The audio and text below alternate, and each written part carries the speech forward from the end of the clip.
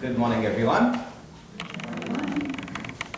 It's wonderful to be here on this International Day of Yoga at this beautiful place called the Valley. I'm going to start with a small story. Yeah? Should we? Great. There was a woodcutter. His name was Sheikh Chilli. His job was to cut wood, sell in the market. He had a donkey.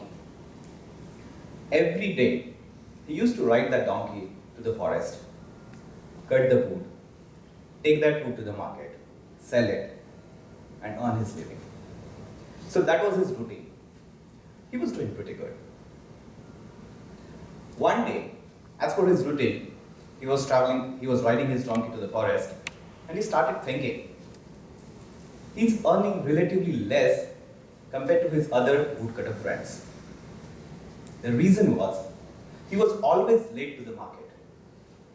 People in the market were ready to pay extra if they can sell the wood early in the day. So he realized, maybe I can reach the market earlier and earn more money. And he started whipping his donkey so that donkey would walk faster.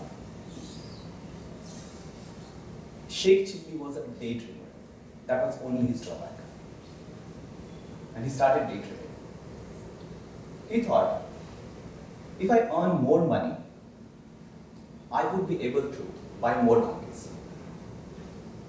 If I have more donkeys, I would be able to sell more wood, and I would be able to earn more money. And one day, I will be the richest person in the town. He was so excited with the thought that he started whipping donkey very badly. The donkey could not tolerate that pain. He jumped. Sheikh Chilli fell off the donkey. This poor guy broke his limbs. He was badly injured, and donkey ran away. At the end, Sheikh Chilli never became rich. Most of the people in the corporate world are like this Sheikh Chilli. They want to be successful. They want to be ahead of the game. They want to achieve something. In their life, donkey is nothing but their own body. The way Sheikh Chilli started whipping his donkey just to achieve something in his life, people in the corporate world, they start torturing their own body to achieve that success. All those wake-up talks, motivational talks, they give you just one message. You have to achieve that one thing in your life. You have to be the leader. You have to be the successful in your life. Forget the rest of the things. What they fail to convey is that if you do that, that can impact your body and mind as well. I'm not saying being successful is wrong.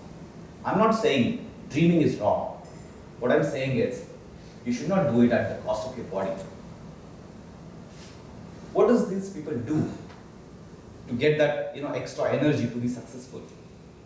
They take help of coffee, alcohol, cigarette, many times drugs. Using these substances like whipping the donkey, the way Sheikh Chilli was whipping the donkey, corporate people whip their own body with all these substances. They feel that all these things are giving them extra energy. In reality, these things do not give you extra energy or enthusiasm. It just creates a temporary effect of stimulation in your body. I'm saying it confidently because I used to drink. Now I don't drink because I follow yogic practices. So when I was in uni, I literally used to drink like for the whole night. We even had developed a litmus test. We used to say that if you stretch your both the hands and if you are wobbling, it means you are drunk. You should stop drinking. Guess what? In my entire drinking life, I never wobbled. I haven't seen any of my friends who are drinking wobbling. The reason is, when we take help of all these substances, we get a feeling that you are steady, you are stable, you got extra energy. In reality, it doesn't happen. If I'm drunk and if I stretch my hands, I would never agree that I'm unstable. But you know that what's happening to my body. That's what happens when we take help of all these substances. Now, when in corporate life, when we want to achieve something, when we start stretching our body and mind, just like in Sheikh Chili's story, donkey ran away, our body gives up. And we have a term for that, we call it as a burnout. What is a burnout? As per World Health Organization, burnout is an occupational phenomenon. Burnout is a syndrome resulting from chronic workplace stress, which is not managed properly. And that is the reason you have to really focus on your body when you're trying to achieve whatever you want to achieve in your life. Now the thing is, I told you the problem.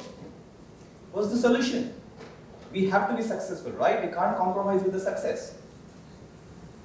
I think it's not difficult to guess on this International Day of Yoga what solution could be. Yes. Your smile says it all. The solution is yogic practices. Think of any yoga posture. Most of you practice yoga. You have done 108 sun salutations today morning. Think of any yoga posture. What do? Every yoga posture talks about balancing your body. What does pranayama say? A breathing technique. It says that balance your breath. When you balance your mind, when you balance your body, and when you balance your breath, that balances your mind. So the equation is very simple. Balancing your body, balancing your breath, helps you to balance your mind. The moment you learn to balance your mind, you can achieve anything and everything in your life. I'm making this statement very consciously. When you balance your mind, you would be able to achieve anything and everything in your life. At the same time, you would be able to handle any problem in your life. And that's the beauty of yogic practices. And that's the reason why yogic practices is important in corporate life. But where things are going wrong? We all know that yogic practices are good. Do you see everyone practicing yoga? No. Why? That reminds me another story. In ancient India, there was a king, very famous king, King Krishna-Dev Raya. King Krishna-Dev Raya had a very talented person in his court. His name was Tenali Rama. Tenali Rama was known for his witty nature. King Krishna-Dev Raya one day ordered Tenali Rama that please go to foreign country for some important work. Tenali Rama said, give me some time, I need to learn the foreign language. So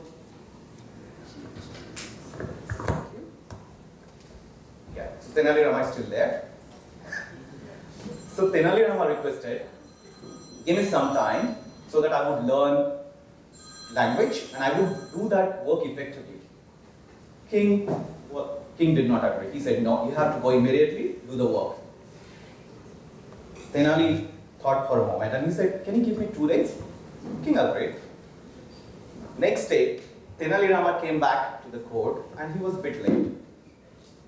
King was a bit annoyed. He said, why are you late? Tenali Rama said, I was learning the foreign language. King had a gentle smile on his face. He was like, that's great. What did you learn? He said, I learned how to write the foreign language. King was like, wow, that's amazing. In just one day you did that. What did you write? Tenali Rama said, I learned how to write the language, but I don't know how to read it. What's the use of just learning how to write? Same thing happens with people who just admire yogic practices, but do not adapt it. It doesn't make sense just to learn how to write. You need to learn how to read as well, right? And that's the reason why you should start adopting yogic practices. In my book, The Book of a Corporate Yogi, I have explained how yogic practices not only help you in your individual life, but how it helps you to address many problems which you face in corporate life. There are many business management models which do not deliver the expected results, and then we feel lost. Guess what? Yogic practices help you to address many of these problems. So the message which I wanted to give you on this beautiful International Day of Yoga to all beautiful people. If you're admiring, great. Start adopting daily practices. Thank you so much. Have a wonderful day.